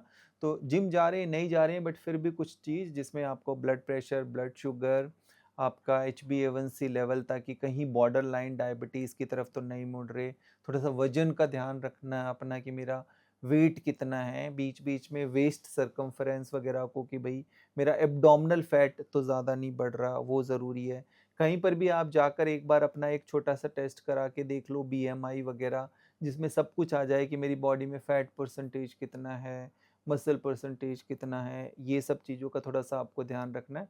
ये बेसिक से टेस्ट, और थोड़ा-सा हार्ट को लेकर आजकल थोड़े से लोग कॉन्शियस रहते हैं, तो एक इको टेस्ट करा के देख सकते हो, उससे पता लग जाता है कि मेरा हार्ट पंप कैसे कर रहा है, मेरे हार्ट का फंक्शन कैसा है। जैसे मैं आपकी बात करूँ, कि अगर आपका ऑफ़िस है एक, वहाँ पर काफ़ी सारे टीम मेंबर्स हैं, आप उनके लिए कुछ हेल्थ वेलनेस के लिए कुछ भी कोई भी करना चाहता है, तो जैसे ग्लूकोमीटर एक अपना रखा है वहाँ हुँ। पर, जिससे वो चेक कर सकते हैं अपना, कि कहीं वो डायबिटीज़ की तरफ तो नहीं मुड़ रहे। क्योंकि कई बार कई मीडिया में ही कई लोग जब मेरे पास आते हैं, और एकदम उनका वैसे ही कि टेस्ट करके देखा, तो पता लगा बहुत ज़्यादा शुगर बढ़ी हुई है, उनको पता ही नहीं है कि अच्छा उनको शुगर बढ़ा हुआ है। ऐसे ही रैंडमली ब्लड प्रेशर चेक करके देखा कि इतना ज़्यादा, तो ये कुछ-कुछ बेसिक सी चीज़ें हैं जो हमें रखनी चाहिए अपने ऑफ़िस सेटअप में भी हर जगह, कि रैंडमली ब्लड प्रेशर अपना चेक करके देखा, कभी अपना शुगर टेस्ट करके रैंडमली चेक करके देखा। तो मोटे तौर पे, क्योंकि जो बड़े रिस्क फैक्टर हम मानते हैं, हर एक चीज़ के, हर एक बीमारी के, वो ब्लड प्रेशर, ब्लड शुगर, क्योंकि वज़न तो फिर भी आपको दिख ही जाएगा। वेइंग मशीन वगैरह आपने रखी, उससे थोड़ा-सा वज़न आपने, इंची टेप चेक वगैरह करिए। रखी, जिससे आपने वेस्ट सर्कम्फेरेंस देख लिया, कि अगर मेल है तो मेल का फिर वो 34 से कम होना चाहिए, और फीमेल है तो 31.5, पर आप देखेंगे कि सबका उससे क्रॉस ही कर रहा होता 38 है। पहुँच गया है, यहाँ तो 40 36 पहुँच 40 गया तो पहुँचने उसको, वाला है, हाँ, तो कई उस लोग। जो 40 पहुँच रहा है, तो उसको करेक्ट करना ज़रूरी है। पर जिस चीज़ को हम मेज़र कर पाएँगे, उसी को तो करेक्ट कर पाएँगे ना।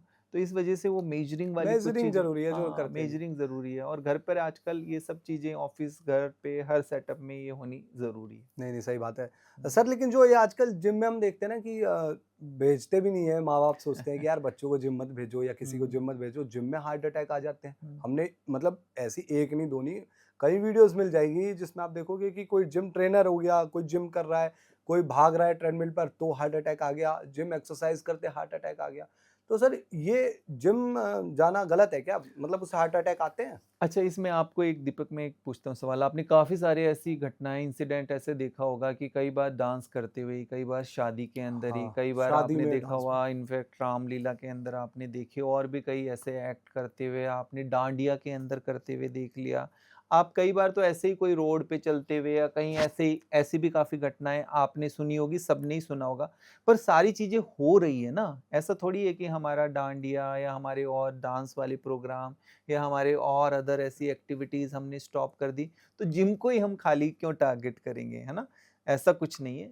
जिम की जब हम बात करते हैं तो वो हमारे लिए जिम या फिटनेस बहुत ज़्यादा ज़रूरी है। आपकी ओवरऑल मतलब स्ट्रेंथ ट्रेनिंग के लिए, फ्लेक्सिबिलिटी के लिए, कार्डियोवैस्कुलर हेल्थ के लिए, तो उसके बहुत सारे बेनिफिट हैं। अगर ऐसी कोई भी घटना कभी ऐसी होती है, वो कहीं पर भी कैसे भी हो सकती है, कोई ना कोई ऐसा कॉज़ होता है। तो इस वजह से उसको हमें आइडेंटिफ़ाई करना ज़रूरी है। एक चीज़ बस ये ध्यान रखनी ज़रूरी है कि कोई ऐसी एक्सर्शन वाली एक्टिविटी में जा रहे हो, कोई भी परफ़ॉर्मेंस इस तरह की है जहाँ पर काफ़ी ज़्यादा आपको एक्सर्ट करना पड़ रहा है, तो कुछ चीज़ें अपनी ज़रूर करा के पहले से देखें। अगर आपने कभी भी ऐसी एक्सर्शन वाले में आप पहले नहीं गए हो, तो जैसे मैंने आपको बताया यही टेस्ट आप करा के देख सकते हैं। जिम आपने कभी करी नहीं, आप 30s में एकदम से जा रहे हो और आपको लग रहा है कि नहीं मुझे तो पूरा एकदम से ट्रांसफॉर्मेशन करना है और आप शुरू से एकदम ट्रेडमिल पे दौड़ रहे हो और पहले आपने करी नहीं, तो जिम जाने के लिए या मैराथन दौड़ने के लिए या कोई ऐसी डांस परफॉर्मेंस करने के लिए आपका हार्ट तैयार है कि नहीं, उसके लिए एक बार ज़रूर अपना एक चेकअप करा के देख लें, जिसमें वो हार्ट का इको, स्ट्रेस इको वगैरह करके देख सकते हैं कि आपका हार्ट ऐसी एक्टिविटी के लिए फिट है कि नहीं है, वो बहुत ज़्यादा। बट ये भी ज़रूरी है कि कोई भी एक्टिविटी करो, डांडिया करो, कोई परफॉर्मेंस में जाओ, कहीं भी जाओ, तो बॉडी को ओवर ओवर एक्सर्ट नहीं करना। नींद इक्वली इम्पोर्टेंट है, नींद ठीक होनी ज़रूरी है, हाइड्रेशन होना ठीक ज़रूरी है। आप खुद देखिए कि पूरे दिन में हम कितना पानी पीते हैं, हाइड्रेशन कहाँ ध्यान रखते हैं। हाइड्रेशन। अगर हम एसी में रहते हैं, अंदर रहते हैं, तो जब तक प्यास नहीं लगेगी हम पानी ही नहीं पिएँगे। तो हाइड्रेशन तो कितनी ज़रूरी है बॉडी के लिए। तो इसी तरह से जब डिहाइड्रेशन रहती है और आप ऐसी एक्टिविटी भी करते हो, तो वो आपके हार्ट के ऊपर भी प्रेशर डालता है, आपका ब्लड प्रेशर भी शूट होता है, हर चीज़ पे इफ़ेक्ट होता है। तो कई बार ऐसी छोटी-छोटी चीज़ों को हम अपनी बॉडी में ऐसा इग्नोर करते रहते हैं और कहीं न कहीं यही चीज़ें आपकी फिर ओवरऑल बॉडी को अफ़ेक्ट करती है। तो ये हैबिट कल्चर ये आपको थोड़ा-सा अपनी हेल्थ को मतलब कुछ भी आप काम करें, बट ये बार-बार अपने माइंड के अंदर एक चीज़ का ध्यान रखें कि अगर मेरी हेल्थ ठीक नहीं रही, तो फिर मैं आगे कुछ भी नहीं कर पाऊँगा। तो वो अगर हमारे सबकॉन्शियस माइंड में बार-बार फ़ीड रहेगा, तो थोड़ा हम अपनी हेल्थ को लेकर कॉन्शियसली कुछ एफ़र्ट्स करना। और कई बार क्या होता है देखिए दीपक की हैबिट बन जाती है, फिर आपको एफ़र्ट करने की ज़रूरत नहीं पड़ती। आपको एक्सरसाइज़ करने की हैबिट पड़ गई, तो आपको एफ़र्ट करने की ज़रूरत नहीं पड़ेगी। आपने थोड़ा-सा डाइट को लेकर प्रैक्टिस कर ली, तो फिर वो हैबिट बन जाएगी, फिर आपको ज़्यादा उसके लिए एफ़ोर्ट करने की ज़रूरत नहीं पड़ेगी। पर ये ज़रूर है कि 20-21 दिन, 1 महीने का आपको चैलेंज शुरू में ज़रूर लेना है, कि शुरू में तो कुछ भी हो, मेरा मन करे ना करे, मैं एक्सरसाइज़ करूँगा ही करूँगा, कुछ भी हो जाए। फिर आपने 30 दिन उसके लिए अपने आप को पुश करके किया, तो 1 महीने बाद अपने आप ही वो हैबिट ही बन जाएगी आपकी। तो रिजल्ट भी दिखने लगते फिर हैं, तो फिर रिज़ल्ट भी उससे भी दिखने लग जाता मोटिवेशन है। आता है। एग्ज़ैक्टली, तो शुरू में तो पुश करना पड़ता है किसी भी तरह की कोई हैबिट को बनाने के लिए। सर, एक तो हार्ट अटैक ना आए, मतलब हार्ट से जुड़ी ऐसी क्या चीज़ करें जो हमारे हेल्थ के लिए, हार्ट के हेल्थ के लिए बेहतर हो? उसके लिए कौन से एक तो टेस्ट करा लेने चाहिए। हुँ, हुँ। दूसरा वही ऑब्वियसली उससे जुड़ी कई कुछ चीज़ें और जिससे कि आदमी का हार्ट सेफ रहे, क्योंकि सर ये सबसे हुँ। इम्पोर्टेंट चीज़ है ना आपके बॉडी की। नहीं, नहीं, बिल्कुल, बिल्कुल। देखिए हार्ट को लेकर मैंने आपको बताया कि काफ़ी लोग एंग्ज़ायटी में इस चीज़ को रहते हैं। तो एक चीज़ ये ज़रूरी है कि हार्ट की हेल्थ को अफ़ेक्ट क्या-क्या करता है ना? मैं कई अपनी जीवन में रिस्क फैक्टर तो नहीं लेकर आ रहा हूँ। रिस्क फैक्टर क्या है कि भई ऐसे गिनती की जाती है कि ये चीज़ें हैं तो आपको हार्ट की प्रॉब्लम होने के चांसेस बढ़ जाएँगे। तो उसको टिक मार्क करिए, अपने अंदर ध्यान रखिए कि क्या मेरे को डायबिटीज़ है कि नहीं है? है, तो फिर मेरा एक रिस्क फैक्टर आ गया। क्या मेरा कोलेस्ट्रॉल बढ़ा हुआ है कि नहीं है? बढ़ा हुआ है तो एक रिस्क फैक्टर आ गया। क्या मेरा ब्लड प्रेशर बढ़ा हुआ है कि नहीं है? ब्लड प्रेशर बढ़ा हुआ है तो वो रिस्क फैक्टर आ गया, क्योंकि ये सारी चीज़ें आपके हार्ट के ऊपर असर डालती है। शुगर बढ़ा हुआ है तो शुगर आपकी आर्टरीज़ को धीरे-धीरे तंग करेगा और वहाँ पे प्लाक बनना शुरू हो जाएगा। कोलेस्ट्रॉल बढ़ा हुआ है तो वो प्लाक बनाना शुरू करता है। ऐसे ही ब्लड प्रेशर बढ़ा हुआ है तो वो आपकी जो आर्टरीज़ है, जो हार्ट को ब्लड सप्लाई करती है, उसको बार-बार आप ये मान के देखिए ना कि अगर ब्लड प्रेशर बढ़ा हुआ है, किसी भी पाइप के अंदर प्रेशर से कोई चीज़ जा रही है तो उसको धीरे-धीरे तो डैमेज कर ही रही है ना। तो वो ब्लड प्रेशर मेरा बढ़ा हुआ है कि नहीं, तो पहले रिस्क फैक्टर जान ली कि भई ये है और उसको धीरे-धीरे करेक्ट करना शुरू करो कि अगर मैं कहीं शुगर की तरफ मुड़ रहा हूँ, मेरा ब्लड शुगर बढ़ रहा है तो मैं इसको ठीक करूँ, ठीक है, कुछ ठीक है। भी करके करना है। ब्लड प्रेशर मेरा बॉर्डर लाइन जा रहा है तो अगर दवाई बोली है डॉक्टर ने तो दवाई लूँ और नहीं तो बाकी अपनी वॉक वगैरह से, अपनी डाइट से उसको करेक्ट करूँ, ठीक करूँ। तो ये 3 चीज़ें रखनी है। वज़न मेरा बढ़ रहा है, वज़न आपके हार्ट के ऊपर पूरा इफ़ेक्ट डाल रहा है कि नहीं मैं वज़न को कम करूँ। कई लोग स्मोक करते हैं, स्मोक तो डायरेक्टली आपके हार्ट के वो ऊपर, खराब है। तो उसके लिए थोड़ा आपको एफ़र्ट्स लेने हैं, स्मोकिंग छोड़ने के लिए ट्राई करना है, साइकोलॉजिस्ट से मिलना है। उसके लिए जो भी विथड्रॉल सिम्पटम है उनको कैसे मैनेज करके ठीक करना है, पर काम उसके ऊपर करना बहुत ज़रूरी है। सेम नींद आपको अपनी ठीक करनी ज़रूरी है कि मैं अपनी नींद ठीक ले रहा हूँ कि नहीं, क्योंकि सब चीज़ कर ली, नींद ठीक नहीं है तो नींद भी आपके फिर अल्टीमेटली शुगर वो बढ़ाएगा, बीपी बढ़ाएगा। नींद ठीक नहीं होगी तो क्रेविंग होना शुरू होता है। कई बार आपने देखा होगा कि जिस दिन आप रात को ठीक तरीके से सोए नहीं हैं, तो अगले दिन आपको कुछ मीठा, चटपटा खाने का मन हुँ, करेगा। आप अंडरस्टैंड कर लो कि जिस दिन मेरा मीठा, चटपटा, स्पाइस ऐसा कुछ खाने का मन कर रहा है, तो मैं स्लीप डिप्राइव्ड रहा हूँ, मेरी नींद ठीक नहीं रही है। क्योंकि नींद आपकी कुछ हार्मोन होते हैं लेप्टिन और ये सब, तो उसको थोड़ा आपका फीलिंग ऑफ फुलनेस और वो ठीक तरीके से हार्मोन रिलीज नहीं होते, तो आपको मन करेगा कि कुछ मैं ऐसा स्पाइसी खाऊं, ये खाऊं। तो नींद भी करेक्ट करनी ज़रूरी है। नींद का आपके कार्डियोवैस्कुलर हार्ट के ऊपर ठीक से पूरा इफेक्ट डालते हैं। कोई रात को सोते हैं उनको लगता है मेरे को स्नोरिंग होती है बहुत ज़्यादा, तो मतलब उनको स्लीप एपनिया है, हुँ। तो उसको भी करेक्ट करना ज़रूरी है। तो वो भी आपकी हार्ट हेल्थ को डायरेक्टली इफ़ेक्ट करता ही करता है। तो ये सारे फैक्टर हैं, तो फैक्टर जान लिए, तो फैक्टर को बिल्कुल ईज़िली हम करेक्ट भी कर सकते हैं, पर फैक्टर जानते हुए इग्नोर करे जाएँ और बार-बार हार्ट को फिर हम डैमेज ही करे जा रहे हैं, तो वो ठीक नहीं है। तो फैक्टर्स को जानो और फैक्टर्स को धीरे-धीरे करेक्ट करो, तो आपका हार्ट हेल्दी रहेगा। सर मैं एक काम करता हूँ कि कुछ-कुछ बीमारियाँ और कुछ इम्पोर्टेंट बॉडी पार्ट्स के बारे में बस यही बात करता हूँ। आप उससे जुड़े ये बताइए कि कौन से एक तो इम्पोर्टेंट टेस्ट करा ले उससे जुड़े, हुँ, दूसरा उन चीज़ों को ठीक कैसे कर सकता है एक हुँ, नॉर्मल आदमी। सबसे पहले बात करेंगे सर फैटी लिवर क्योंकि आपने हुँ। इस डिस्कशन में फैटी लिवर की बात की। फैटी लिवर बेसिकली हल्का आप ये बता दीजिए कि वो होता क्यों है? दूसरा उसको पहले टेस्ट के थ्रू पहचाना कैसे जाए और हुँ। उसको ठीक कैसे किया जाए? सिंपल जो एक नॉर्मल आदमी समझ जाए। फैटी लिवर बिना टेस्ट के ज़रिए भी आप जान सकते हैं। अगर आपका पेट का fat, belly fat, abdomen fat, पेट बाहर निकला हुआ है, तो मतलब आपको फैटी लिवर की तरफ आप हैं। फैटी लिवर में ग्रेड 1, 2, 3 ऐसे होता है। 3 से भी आगे बढ़ रहे हैं, तो वो फाइब्रोसिस होना शुरू हो जाता है। पर आप इसको ठीक कर सकते हो। फैटी लिवर को ठीक करने के लिए सबसे बड़ा रोल है डाइट का, तो पहले अपनी डाइट को ठीक करें और डाइट में भी सबसे बड़ा रोल है मीठे का। तो पहले जिनको फैटी लिवर आया है, फैटी लिवर पहले तो यही जान लीजिए कि पेट बढ़ा हुआ है तो मतलब फैटी लिवर है, और उसके लिए आप मीठा वगैरह कम कर दीजिए और थोड़ा टाइम रिस्ट्रिक्टेड डाइट अपनी रखिए कि मैं 8 घंटे तक मतलब खाऊँगा, हेल्दी खाऊँगा, उसके बाद मैं नहीं खाऊँगा। 12 घंटे कम से कम मैं दिन मतलब फास्टिंग करूँ कि मैंने जैसे 8 बजे तक खा लिया, तो फिर उसके बाद मैं नहीं खाऊँगा, 8 के बाद फिर सुबह। तो वो थोड़ा-सा एक टाइम रिस्ट्रिक्टेड आपको करना है। फैट वगैरह ओ ऑब्वियसली जैसा मैंने बताया कि वो आपको कम रखना है और एक्सरसाइज के ऊपर थोड़ा, नींद के ऊपर थोड़ा आपको ज़्यादा ध्यान रखना। पर फैटी लिवर आ गया तो मीठा पहले बिल्कुल आप बंद कर दो, कार्बोहाइड्रेट कम रखो कि जैसे बहुत ज़्यादा चपाती, राइस, चावल ये सब आप कम करो, प्रोटीन अपना थोड़ा-सा बढ़ाओ, वाटर इनटेक आप बढ़ाओ। ड्रिंक वगैरह आप करते हो तो क्योंकि अल्कोहल एक बहुत बड़ा कारण है फैटी लिवर का, तो ये सब जी, जी। चीज़ें आपको ध्यान और रखनी है। डायबिटीज़ के लिए सर? हाँ, डायबिटीज़ में पहले ये ज़रूरी है कि डायबिटीज़ होने से पहले इंसुलिन रेज़िस्टेंट होता है, मतलब पहले इंसुलिन काम नहीं कर रहा ठीक से, आप प्री डायबिटीज़ हो रहे हो, बॉर्डर लाइन, तो थोड़ा ये ज़रूरी है कि आजकल ऐसे हैबिट बनी होती है ना कि हम थोड़ी-थोड़ी देर में कुछ-कुछ खाते रहते हैं, तो वो हैबिट थोड़ी-सी ठीक रखनी है। अगर कुछ खाने का ऐसा मन भी करता है, तो हेल्दी स्नैक वगैरह रखो, जैसे ऑफ़िस में मखाने वगैरह रख लिए, रोस्टेड चीज़ें रखी, चने वगैरह रखे, तो हेल्दी ऑप्शन आप रखो। सलाद, फ्रूट्स ऐसे ही कुछ खाने हैं, कभी-कभी आप खा सकते हो, पर अगर आपने खा लिया तो फिर वो मील वगैरह मत लो पूरा, और कोशिश ये करो कि बैठने का काम है तो को 1 1 मील, 2 मील काफ़ी है आपके लिए, ज़रूरी नहीं है कि आपको लंच में अब भूख नहीं है तो भी 2 बज गए तो मुझे खाना ही खाना है। ये सब थोड़ी-सी चीज़ें आपको ध्यान रखनी है और टेस्ट कराते भी रहना है कि कहीं आप प्री डायबिटिक तो नहीं हो रही, कि बॉर्डर लाइन डायबिटीज़ वगैरह तो आपको नहीं हो रही, तो उसको आपको करेक्ट करके रखना है।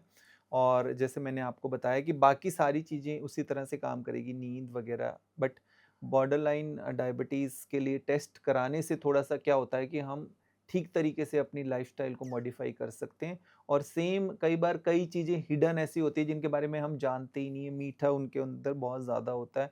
जैसे आप छोटी-छोटी चीज़ों में चाय ले रहे, चाय के साथ आपने बिस्किट ले लिया, कभी चाय के साथ रस्क खा लिया। आपको हुँ। लगता है मैंने तो 1 रस्क ही खाया था, कुछ नहीं, पर उसमें कितनी कैलोरीज़ है, कितना मीठा है। वही आपको डायबिटीज़ की तरफ लेकर जाएगा, वही आपको फैटी लिवर की तरफ लेकर जाएगा, वही आपका कोलेस्ट्रॉल बढ़ाएगा। तो आपको दिखने में लगता है कि एक ब्रेड थी, 1 रस्क था, 2 बिस्किट थे, बट वो बिस्किट की कैलोरीज़ देखेंगे तो वो कहीं-कहीं कितनी ज़्यादा होगी। और वो आपको अल्टीमेटली ये सारी तरह के, जैसे मैंने बात करी, ये मेटाबॉलिक सिंड्रोम होता है, पूरा एक बीमारियों का समूह होता है, ये वो कारण बनता है। तो बस ये ध्यान रखिए कि भई क्या चीज़ मैं अपनी बॉडी के अंदर डाल रहा हूँ। और किडनी से जुड़ी जो सर प्रॉब्लम होती है उनको टेस्ट से पहले पहचाना जा सकता है? जैसे हम सुनते हैं ना उनकी तो 2 किडनी थी, 1 किडनी जो है वो काम नहीं कर रही और उसके बाद सर फ़िल्मों में बहुत देखा है ये कि 1 किडनी तो किसी और की लगवाई हुई है या ऐसी सारी नहीं, नहीं, चीज़ें। सच में किडनी की हुँ, प्रॉब्लम भारत में काफ़ी ज़्यादा बढ़ रही है, और किडनी की प्रॉब्लम के पीछे 2 मेजर रीज़न तो है ही, कि आपका डायबिटीज़ और ब्लड प्रेशर आपकी किडनी को अफ़ेक्ट करता ही करता है। तो डायबिटीज़ और ब्लड प्रेशर अगर आपको है तो वो आपकी किडनी के ऊपर भी असर डालेगा। तो ब्लड प्रेशर, डायबिटीज़ अगर किसी को है तो बिल्कुल कंट्रोल में रखना है और कोशिश करनी है, जैसे मैंने प्रिवेंटिव स्टेप बताए, कि उनसे आप अपने आप को प्रोटेक्ट कर पाएँ।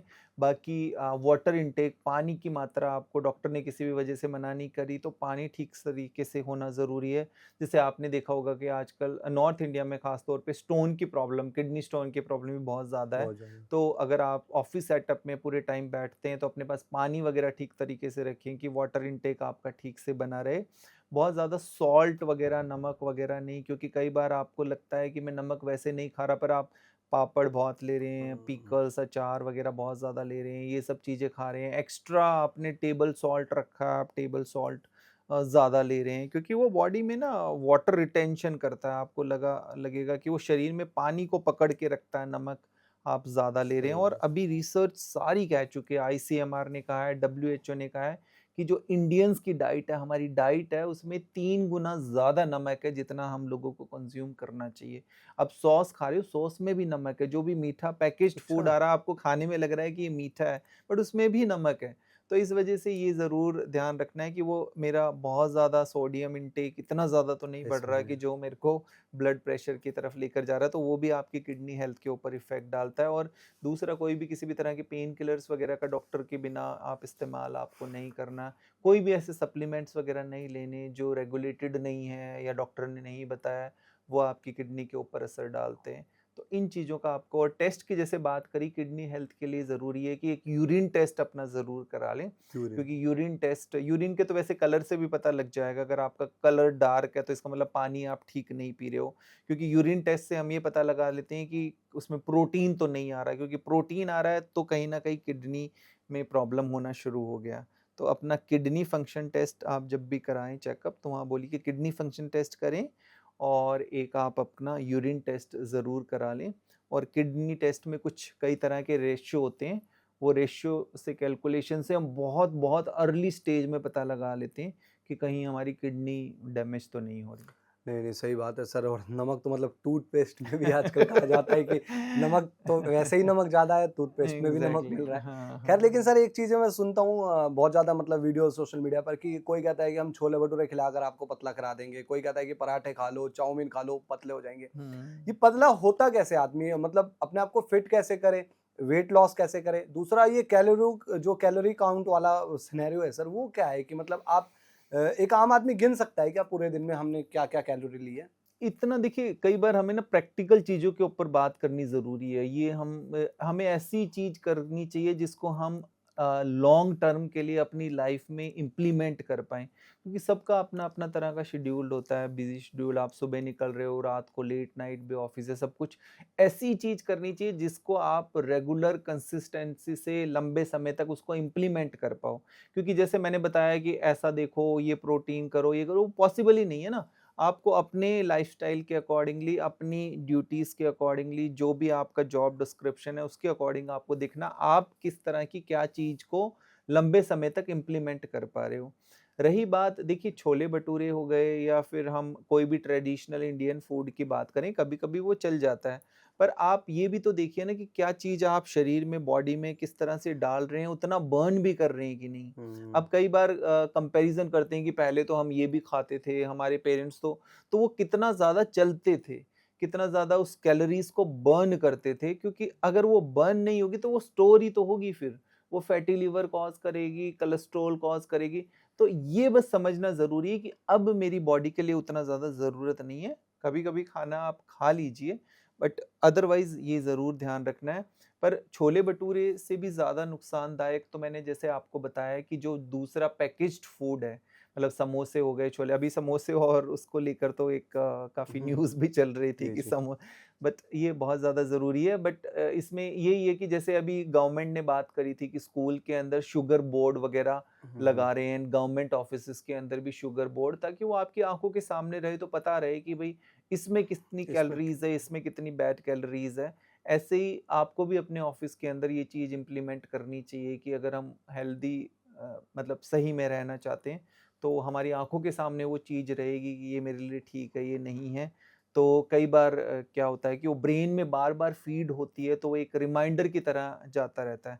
नहीं तो कई बार कोई ऐसी प्रॉब्लम होती है, हमें लगता है किसी को कुछ ऐसा, तब फिर से हम एक बार जागते हैं और फिर से थोड़ा-सा अपने ऊपर काम करना शुरू करते हैं। तो ये इस तरह की चीज़ें आपको हेल्प करना शुरू करती हैं, बट हाँ, पतला खा के आप हो सकते हैं, पर अगर उतना एक्सरसाइज़ कर रहे हैं तो पॉसिबल सर है। ऐसा भी होता है ना जैसे कैलोरी काउंट कहते हैं कि आपकी बॉडी के अकॉर्डिंग मान के चलो 2000 कैलोरी है तो पूरे 2000 कैलोरी की रिक्वायरमेंट है आप पूरे दिन कुछ मत खाओ लेकिन दो समोसे खा लिए तो दो समोसे की कितनी कैलोरी होगी 500 700 या एक प्लेट रोज खाया पर एक प्लेट छोले हुँ। भटूरे खाया इसके अलावा हुँ। कुछ नहीं खाया दिन में तो फिट हो सकते हैं कैलोरीज़ से ज़्यादा इम्पोर्टेंट है ना हैं, कि क्वालिटी ऑफ फूड कितना है, क्योंकि वही हर चीज़ में हम क्वालिटी की बात करते, क्वांटिटी की बात नहीं करते ना। तो ये इम्पोर्टेंट है कि मेरे शरीर को जो चीज़ें चाहिए होगी वो सभी चीज़ का रोल है ना। अब आप हम पॉडकास्ट भी रिकॉर्ड कर रहे हैं, यहाँ हम ये नहीं कहेंगे कि सिर्फ़ एक यहाँ पर सिर्फ़ रिकॉर्डिंग का या कैमरे का ही रोल है। वहाँ पर लाइटिंग का भी इम्पोर्टेंट रोल है, वहाँ स्क्रिप्ट का भी इम्पोर्टेंट रोल है, हमारा साउंड ठीक आ रहा है कि नहीं। बॉडी के लिए भी इसी तरह से जब डाइट की हम बात करते हो, डाइट में सारी चीज़ें ज़रूरी है ना, आपको आपको कुछ विटामिन, न्यूट्रिशन भी चाहिए जो आपकी ग्रोथ के लिए और सब चीज़ों के लिए, आपकी मसल के लिए प्रोटीन आपको चाहिए, आपकी पेट की हेल्थ के लिए, गट हेल्थ, पेट सबका खराब है उसके लिए आपको प्रोबायोटिक चाहिए। तो वो सब चीज़ चाहिए ना शरीर को, तो हमारा देना ही देना है। But overall in general practically जिन लोगों का काम इस तरह का है कि ज़्यादा बैठने का ये है, तो कोशिश करें कि वो मतलब अपना मील थोड़ा-सा कम करें। ऐसा नहीं है कि भई मुझे 3 टाइम खाने ही खाने हैं, मुझे 4 बजे वो स्नैकिंग करनी है, ऐसा कुछ नहीं है क्योंकि वो साइकोलॉजिकल इफ़ेक्ट ज़्यादा है। बॉडी का तो फर्स्ट कई बार ब्रेकफ़ास्ट ही डाइजेस्ट नहीं होता, हम फिर से उसको लंच फ़ीड कर देते हैं। तो बस ये ध्यान रखो कि कम खाओ और जब खा रहे हो तो थोड़ा-सा उस टाइम आप डिस्ट्रैक्टेड ना रहो क्योंकि ब्रेन को सिग्नल फिर नहीं जाता है। तो पोर्शन कम कर दो, ज़्यादा मत करो वैरायटी बहुत ज़्यादा, थोड़ी-थोड़ी चीज़ खाओ और धीरे-धीरे खाओगे तो अपने आप ही वो फीलिंग ऑफ फुलनेस होगा। बॉडी को बहुत ज़्यादा कैलोरीज़ की ज़रूरत नहीं है, जो लेबरिंग वर्क करते हैं बहुत मेहनत वैसे वाला फिज़िकली, उनको उस तरह से उनको ज़्यादा ज़रूरत है। नहीं, नहीं सर बहुत मतलब आपने इम्पोर्टेंट चीज़ें आज इतनी बताई कि मतलब हमारी जो ऑडियंस है सबकी हेल्थ तो मैं तो चाहूँगा कि ठीक हो जाए इंक्लूडिंग मी। लेकिन सर आपकी जर्नी पर भी थोड़ा हम बात करते हैं और वो बहुत इम्पोर्टेंट हो जाती है। मतलब जब मैं आपको बात कर रहा था या आपकी प्रोफाइल भी मैंने हुँ, देखी, तो आप इतने बड़े-बड़े मिनिस्टर्स हो गए हुँ, सर उन्होंने आपको सम्मानित किया, प्रधानमंत्री जी हैं, जैसे राष्ट्रपति जी हैं जी। अपनी और इवन दिल्ली की सीएम तो वो आपका थोड़ा मतलब वर्क लाइफ कैसा रहा? आपकी जर्नी कैसी रही? हुँ, वो बताइए और उसके बाद साथ ही एक मैसेज यूथ के लिए कि हुँ, जो आपकी तरह एक बड़ा डॉक्टर बनना चाहता है फ्यूचर में, मान के चलो सर 16 साल का बच्चा देख रहा होगा ये पॉडकास्ट, तो हुँ। वो कैसे बन सकता है इस लाइफ में? इसमें जैसे आपने फर्स्ट वाली बात करी, क्योंकि थोड़ा-सा जैसे सबका एक अपना पैशन होता है और एक इंटरेस्ट होता है। तो कहीं न कहीं एक जो पर्सनली मुझे ऐसा लगता है कि कई बार हम थोड़ा-सा अपनी कुछ चीज़ों से अगर लोगों को इन्फ्लुएंस कर पाएँ, पर इन्फ्लुएंस करने से पहले ज़रूरी है कि आपको उस तरह की लाइफ़ को जीना है। तभी आप उस चीज़ को जब कहेंगे, किसी को बताएँगे, तो लोग थोड़ा-सा उसको रिलेट कर पाएँगे। तो ये इम्पोर्टेंट ज़रूरी है कि अगर हम ऑफ कैमरा जैसे हैं, वैसे ही हम ऑन कैमरा है, तो वो ज़्यादा आप उसको रिलेट कर पाएँगे। तो कहीं न कहीं एक सोशल वर्क की जैसा हम बात करें, तो उसको लेके हम थोड़ा-सा पैशनेट भी थे।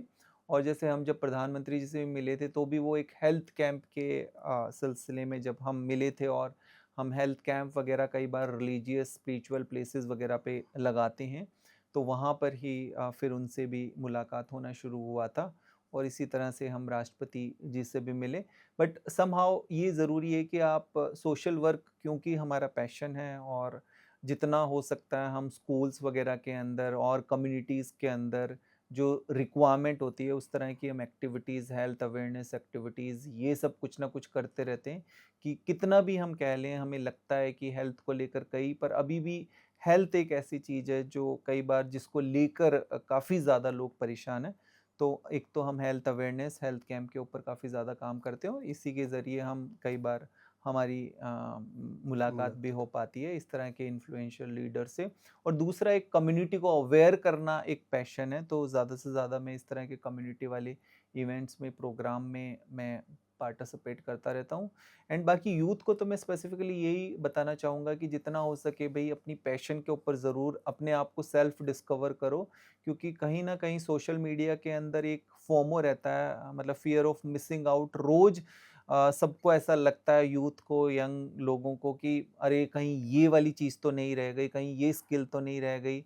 अभी एआई को लेकर काफ़ी ज़्यादा तो एकदम से लगता है कि नहीं, मैं क्यों ना एआई सारा पूरी तरह से सीख लूँ फिर। तो वो फ़ियर ऑफ मिसिंग आउट होता रहता है। तो एक चीज़ को थोड़ा ठीक तरीके से पकड़ें, जो आपका इंटरेस्ट हो, और उसको ठीक तरीके से आप आगे तक लेकर जाएँ। बट ये फ़ियर ऑफ मिसिंग आउट का आपको जो एक प्रॉब्लम आजकल सबको हो रही है, इससे कहीं न कहीं अपने आप को बचा कर रखना है। एंड सबसे ज़्यादा बार-बार, क्योंकि हेल्थ केयर प्रोफ़ेशनल में है, कि अपनी आपको फ़िज़िकल, मेंटल, इमोशनल हेल्थ का बहुत ज़रूरी ध्यान रखना है। वो आपकी ठीक रहेगी, तो बाकी जो आपके लाइफ के अंदर और सब चीज़ें हैं, उनको हम ठीक तरीके से करेक्ट कर सकते हैं। और सबसे ज़्यादा इम्पोर्टेंट है कि आपको कुछ भी ऐसी स्किल्स पे ज़्यादा काम करना है जिसकी डिमांड हो। कई बार हम बहुत तरह के मल्टीपल चीज़ें कर चुके होते हैं, बट उस तरह की डिमांड नहीं है। तो इम्पोर्टेंट यही है कि किस तरह की डिमांड है, किस तरह के पेन पॉइंट्स है, उस तरह की स्किल और अपने इंटरेस्ट को ध्यान रखते हुए अपने आगे हमें करियर को परस्यू करना ज़रूरी होता है।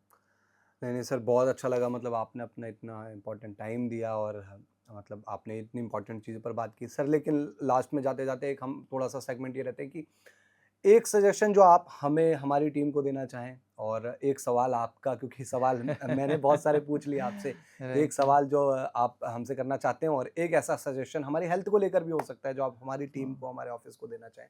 हाँ, तो देखिए, सजेशन की मैं इसमें बात करूँगा, क्योंकि कई बार टीम को लेकर कई ऐसी चीज़ें होती है कि हमें लगता है कि किसी के अंदर ये कमी है, किसी के अंदर ये कमी है, तो थोड़ा कोशिश हमें टीम को लेकर हमेशा यही ट्राई करना चाहिए कि कई बार ऐसी कोई चीज़ माइंड में आती भी है, तो हमें जो उसके प्लस पॉइंट है या जो उसकी क्वालिटीज़ हैं, उनके ऊपर थोड़ा-सा फ़ोकस करना बहुत ज़्यादा ज़रूरी है। और कई बार परफॉर्मेंस अप डाउन होती रहती है, क्योंकि एट द एंड हम भी ह्यूमन है, तो कई बार कई फैक्टर्स की वजह से हमारी लाइफ के अंदर कई ऐसे चैलेंजेस चल रहे होते हैं, फैमिली को लेकर कई चैलेंजेस चल रहे होते हैं, तो हमें उसको अंडरस्टैंड करना चाहिए, बट एक सबको टाइम एंड स्पेस देते रहना चाहिए, क्योंकि अल्टीमेटली सबसे ज़रूरी है कि टीम के बेसिस पर ही हम अपने सभी सभी तरह के टारगेट और अपने ड्रीम्स को अचीव कर सकते हैं। तो उसके ऊपर बहुत ज़्यादा ज़रूरी है कि रेगुलर हम काम करते रहें,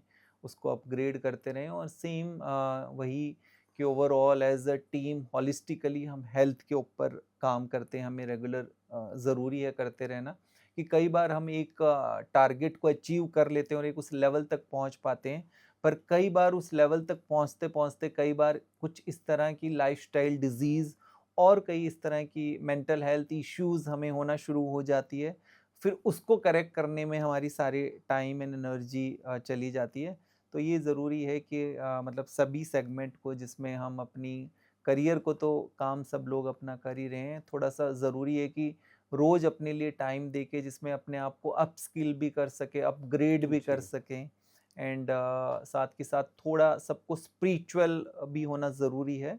अपनी स्पिरिचुअल हेल्थ के ऊपर भी ध्यान रखना ज़रूरी है एंड सबसे इम्पोर्टेंट है कि ऑफ़िस का एक माहौल इस तरह से क्रिएट करके रखना चाहिए कि उस माहौल में सबको लगे बिकॉज़ घर से ज़्यादा टाइम ऑफ़िस में स्पेंड ऑफ़िस में। करते हैं, तो ताकि आप हर दिन मोटिवेट रहें। बट कई बार कोई डाउन होता है, अप होता है, किसी को एक तरह से एज़ अ लीडरशिप सबको मोटिवेट करना, इंस्पायर करना वो ज़रूरी है चीज़ और इसके मैटर लिए होती है। खुद को भी इंस्पायर और मोटिवेटेड डेली रहना ज़रूरी नहीं, नहीं सर, बहुत-बहुत है। शुक्रिया आपका, मतलब जी। आपने इतना टाइम और अच्छी-अच्छी चीज़ें बताई हमें, तो ऑब्वियसली वो चीज़ हम ज़रूर फ़ॉलो करेंगे। बाकी आप लोग भी मतलब सर के साथ जुड़ सकते हैं, मैं सर का इंस्टाग्राम हैंडल, इनका सोशल मीडिया हैंडल डिस्क्रिप्शन में भी डाल दूँगा और साथ ही साथ तो वीडियो में चल ही रहा होगा। तो सर भी रेगुलर अपडेट्स देते रहते हैं, वीडियोज़ शेयर करते हैं आपके हेल्थ से जुड़े हुए, क्योंकि ये पॉडकास्ट में तो आप लोग जो हैं वो सारी चीज़ें समझ ही जाएँगे, लेकिन इसमें भी होता रहता है ना अपग्रेड, कि हर डे जो आप हर नया दिन आता है उस दिन क्या, तो सर से भी जुड़ सकते हैं आप लोग। सर को वहाँ पर आप फॉलो कीजिए, सर के पेज को भी लाइक कीजिए, जुड़िए, और हमारे पेज यानी कि जीसी टीवी को फेसबुक पर तो फॉलो करना है और यूट्यूब पर भी फॉलो करना है। ऐसे पॉडकास्ट बहुत सारे आते रहेंगे। बाकी गेम चेंजर्स पर तो आप लोग हमें प्यार देते ही रहते हैं, यहाँ भी उतना ही प्यार दिखाइए और वीडियो को शेयर भी कीजिए। Thank you so much.